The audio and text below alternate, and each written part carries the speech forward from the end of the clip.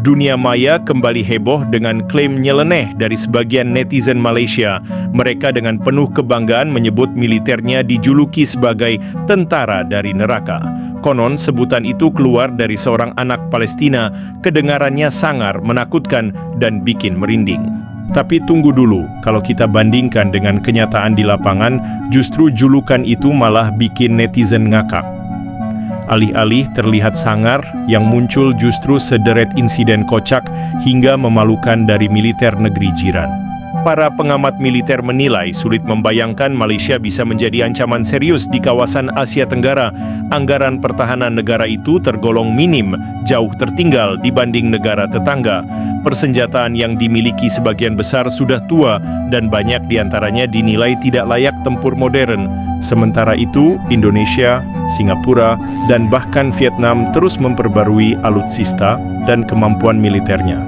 Hasilnya, Malaysia terlihat jalan di tempat malah sibuk dengan klaim-klaim besar yang tidak sejalan dengan kenyataan. Alih-alih menampilkan profesionalisme, rekaman latihan militer Malaysia yang beredar justru menjadi bahan tertawaan netizen. Mulai dari baris berbaris yang amburadul, latihan lompat dari perahu yang malah gagal total hingga prajurit nyangkut, sampai insiden tragikomedi tabrakan helikopter dalam parade militer. Bukan hanya itu, kapal perang Malaysia juga sempat menjadi sorotan karena menabrak kapal lain di dekat pantai. Bukannya menunjukkan kekuatan maritim, justru menimbulkan pertanyaan besar. Apakah ini benar-benar latihan militer atau adegan slapstick? Warganet pun tak tinggal diam. Alih-alih terkesan, banyak yang menyulap julukan tentara dari neraka menjadi bahan lawakan. Ada yang menyebutnya tentara dari neraka, lucu. Ada pula yang menyindir bahwa mungkin yang dimaksud neraka adalah neraka tawa, karena setiap aksinya bikin ngakak berjamaah. Dengan sederet catatan buruk itu, sulit membayangkan Malaysia bisa menimbulkan ancaman militer di kawasan. Para analis menegaskan negeri jiran lebih sering tampil dengan klaim bombastis ketimbang pencapaian nyata. Julukan tentara dari neraka mungkin terdengar garang di telinga penggemarnya, tapi di mata publik regional justru menjadi bahan sindiran. Alih-alih menakutkan, militer Malaysia malah jadi tontonan komedi tak berbayar. Assalamualaikum dan salam Jumaat. Hari ini aku nak share dengan korang salah satu story yang bagi aku dia amat menarik lah, iaitu tentera dari neraka. So, siapa tentera dari neraka ni? Cerita ini berlaku dekat Palestin, iaitu di bumi Gaza. Ada seorang wartawan dan juru kameranya sedang berjalan pada ketika itu, dan kemudian mereka ternampak seorang budak sedang berdoa. Lalu wartawan tersebut bertanya kepada budak tu, kamu sedang berdoa apa? Dan budak tu pun menjawab, saya sedang berdoa supaya tentera dari neraka datang untuk menolong kami. Wartawan tu agak terkejut and dia bertanya kepada budak tu, siapa tentera dari neraka ni? Dan budak tu pun menjawab, yang tentera dari neraka ni ialah tentera Malaysia.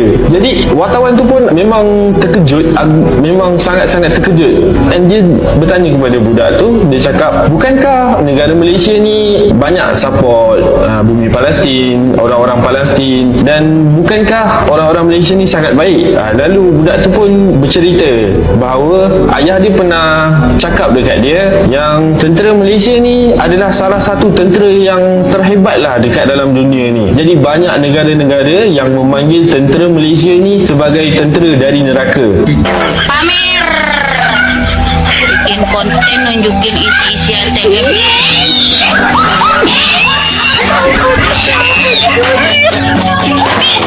Isi ATM begitu aja pamer-pamerin.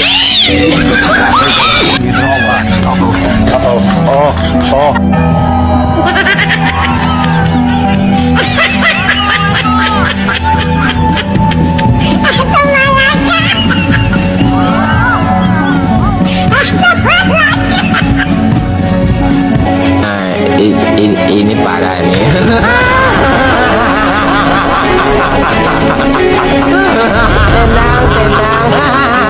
Pasukan elit Malaysia pamer bro, tolong di komen dong.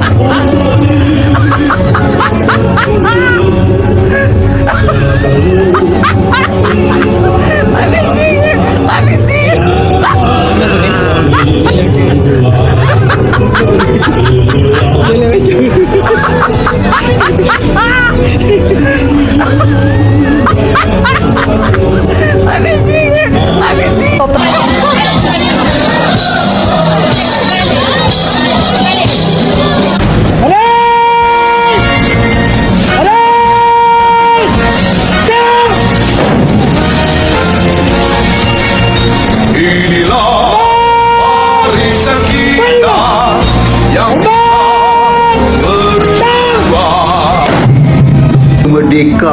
dengan tanda tangan atas dokumen dengan penjajah Inggeris, siap dakwa Melayu yang masuk hutan angkat senjata lawan penjajah Inggeris sebagai pengganas, ada hati pula nak bebaskan Palestin daripada Zionis Israel dengan senjata.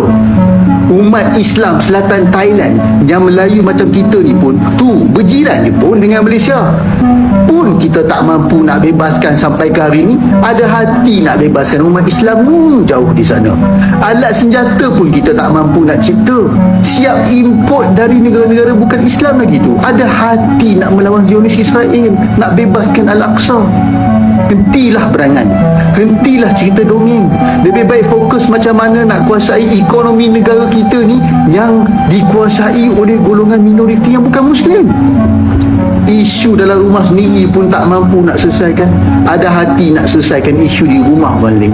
Serulah anak-anak Muslim kita menuntut ilmu dan perkuatkan ekonomi kita terlebih dahulu. Bantu Palestin adalah kewajipan kita, tetapi mengikut kepada keupayaan kita.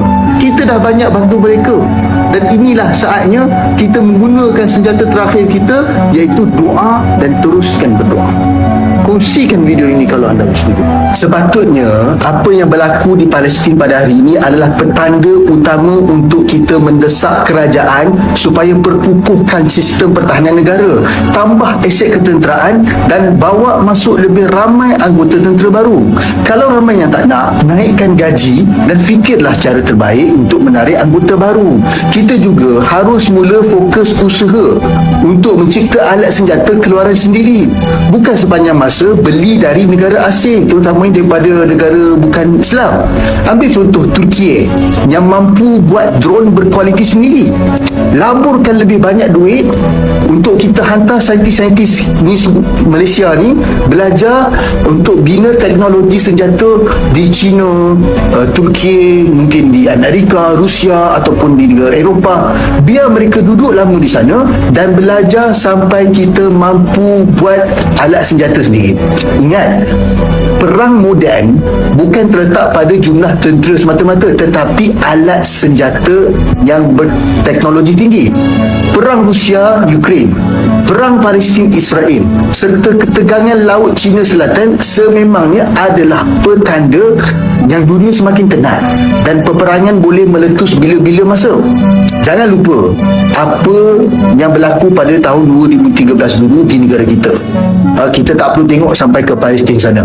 Oleh itu, segerakanlah usaha untuk memperkuatkan aset ketenteraan negara. Macam mana kita sibuk nak ancam Amerika, Barat, Israel, sedangkan kita sendiri pun masih belum berkemampuan untuk pertahankan diri dari ancaman luar. Apa pandangan anda? Pada akhirnya, klaim tentara dari neraka yang dielu-elukan sebagian netizen Malaysia justru berbalik jadi bumerang. Alih-alih menakutkan, publik justru melihat sederet insiden yang lebih layak masuk kompilasi video komedi daripada laporan militer. Realita pahitnya, Malaysia masih jauh tertinggal dalam hal kekuatan pertahanan dibanding tetangganya. Dan selama klaim bombastis tak diiringi peningkatan nyata di lapangan, julukan apapun hanya akan terdengar seperti lelucon. Mungkin benar kata warganet, satu-satunya neraka yang sesuai untuk militer Malaysia adalah neraka tawa, karena setiap aksinya selalu berhasil bikin dunia maya terpingkal-pingkal.